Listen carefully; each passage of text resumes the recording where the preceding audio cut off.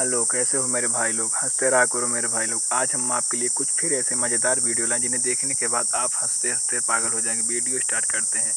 इन भाई साहब को देखिए, ये कहावत गलत नहीं, आलिया को मिली कालिया इन भाई साहब के ऊपर पूरी तरह से मैच करती है।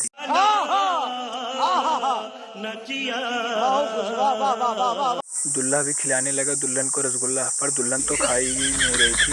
पर फिर क्या, दुल्हे ने किया ज़बरदस्ती और दुल्हन ने सबके सामने दुल्हे को दे दिया तमाचा। करवा ली ना बेइज्जती। ये बड़ी अच्छी बात कही आप।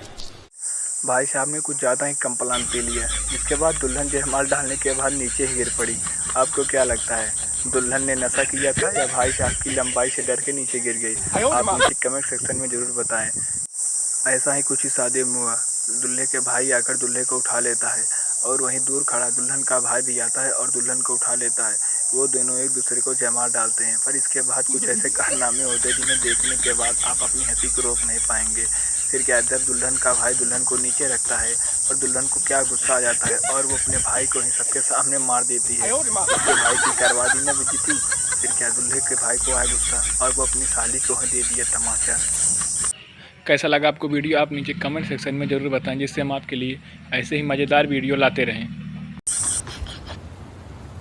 कोई बात नहीं, हम तो चूतिए हैं, दोबारा ट्राई करेंगे। और क्या, बहन चोर कोई काम है हम पे।